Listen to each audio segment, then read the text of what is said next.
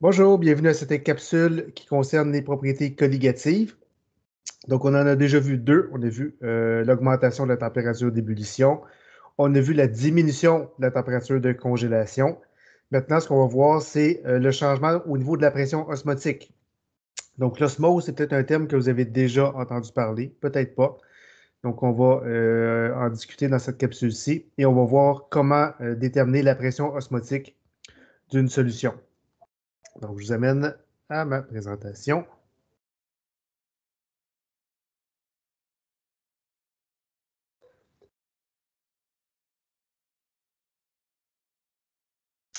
Donc, on est toujours dans les propriétés colligatives, donc les sections 2.5 à 2.7.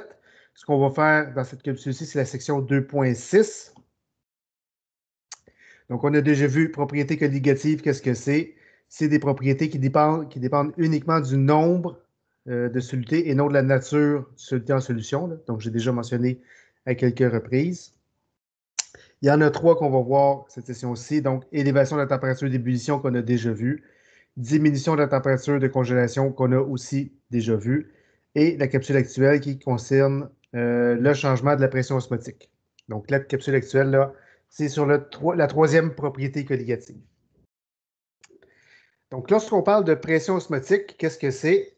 Bien, l'osmose, donc si je donne la définition textuelle, c'est désigne le phénomène de diffusion de molécules de solvant. Donc, c'est important ici que c'est le solvant qui est diffusé à travers une membrane semi-perméable. Et ça permet de séparer deux liquides de concentration en solutés différentes. Donc, imaginez là, vous avez une solution avec une concentration A, vous avez une solution en concentration B. Bien, l'osmose va faire en sorte que ça va se mélanger, mais en fonction des différentes concentrations. Donc, comment est-ce qu'on explique ça? Donc, on va imaginer un cas extrême dans lequel vous avez une solution avec des solutés. Donc, les boules bleues, c'est des solutés.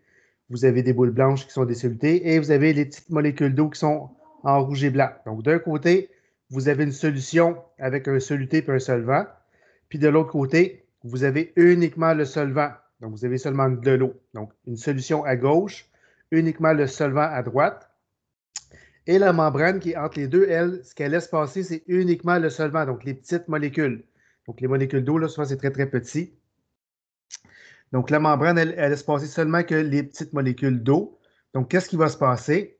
Bien, les molécules d'eau vont passer de droite vers la gauche, dans ce cas-ci, pour essayer d'aller diluer la solution qui est à gauche. Donc, le solvant va toujours de la solution la moins concentrée vers la solution la plus concentrée. Donc, vous pouvez le noter là, l'osmose, c'est toujours de la solution la moins concentrée vers la solution la plus concentrée et c'est uniquement le solvant qui va passer au travers de la membrane qu'on appelle semi-perméable. On dit semi-perméable parce qu'elle laisse passer uniquement les petites molécules de solvant. Donc, qu'est-ce qui va se passer? Donc, imaginez que vous avez deux solutions. Donc, une solution très concentrée à gauche, une solution beaucoup moins concentrée à droite. Votre solvant va essayer d'équilibrer les deux solutions pour avoir la même concentration des deux côtés. Donc, qu'est-ce qui va se passer? Bien, votre solvant pardon, va essayer de passer de la droite vers la gauche. Donc, on va essayer d'aller diluer la solution la plus concentrée. Donc, l'osmose se fait toujours de la solution la moins concentrée vers la plus concentrée, de sorte que le niveau du liquide va monter à gauche, étant donné que l'eau va passer de la droite vers la gauche. Donc, vous voyez, là, il y a une différence de hauteur entre les deux niveaux. Et le solvant va s'organiser pour avoir la même concentration des deux côtés. Évidemment, la pression osmotique, à ce moment-là, comment on la détermine? Mais c'est la force qu'il faudrait appliquer à gauche ici pour revenir au même niveau. Donc, le solvant lui passe du moins concentré vers le plus concentré. Et la force qu'on doit exercer pour empêcher le solvant de passer, c'est ça qu'on appelle la pression osmotique. Donc, c'est ce que j'indique ici. Donc, la pression osmotique est donc la pression qu'il faut exercer pour arrêter le mouvement des molécules du solvant. Donc, empêcher les molécules qui partent de la solution la moins concentrée pour aller vers la plus concentrée. Là. Imaginez, vous mettez votre main ici là, pour empêcher cette force-là. Donc, c'est ce qu'on appelle la pression osmotique. Comment on la détermine mathématiquement? Donc, vous avez la formule ici. Donc, vous avez le symbole pi. Donc, dans ce cas-ci, pi, ce n'est pas 3,1416. Pi, c'est le symbole de la pression osmotique. Il aurait pu en choisir un autre, là, mais bon, eux ont choisi pi comme pression osmotique. C, c'est la concentration molaire volumique du soluté. R, c'est une constante que vous avez déjà vue, qui est la constante des gaz parfaits. Et T, c'est la température en Kelvin. Donc, c'est important dans cette formule-là là, de toujours travailler en Kelvin. Donc, je définis les termes. Donc, pi, pression osmotique, qui n'a aucun rapport, encore une fois, avec le 3,1416. C, c'est la concentration molaire volumique du soluté. R, c'est la constante des gaz parfaits. Et T, température en Kelvin, toujours. Donc, on se rappelle que pour convertir des Celsius en Kelvin, on fait plus 273. Je vous remets ici les conversions entre les pressions. Donc, 1 atmosphère, ça correspond à 101,3 kPa. Ça correspond à 760 mm de mercure. Et ça correspond à 760 torr. De sorte que dans la formule qui est ici, vous pouvez travailler avec n'importe quelle unité tant que votre constante est cohérente avec les unités. Donc, les constantes, vous les avez ici. Vous allez les avoir aussi à l'examen. Donc, si vous travaillez en kilopascal, la constante que vous devez utiliser, c'est 8,31. Si vous travaillez en millimètres de mercure ou en torr, la constante, c'est 62,4. Si vous travaillez en atmosphère, c'est 0,0821. Donc, encore une fois, là, vous pouvez prendre n'importe quelle unité ici de pression tant que votre constante ici est cohérente avec la pression que vous voulez utiliser. Donc, vous pouvez toujours travailler en kilopascal si vous voulez. À ce moment-là, vous allez toujours prendre 8,31. Mais si vous prenez d'autres unités que les kilopascals, il faut penser à utiliser l'autre constante de gaz parfait. Quelques définitions. Donc, lorsqu'on parle d'une solution qui est isotonique, donc isotonique, ça veut dire que vous avez une solution qui est pareille à une autre. Donc, une solution dont la concentration ou la pression osmotique est identique à celle d'une autre solution. Donc, on va dire à ce moment-là que les deux solutions sont isotoniques. Ça peut être pratique, là, surtout si vous êtes en médecine. Là. Donc, injecter des solutions au corps humain, il faut que les solutions soient isotoniques, donc avec les mêmes concentrations ou avec les mêmes pressions osmotiques que les liquides du corps humain. Lorsqu'on parle de solution hypertonique, donc c'est une solution dont la concentration ou la pression osmotique est supérieure à celle à laquelle on compare.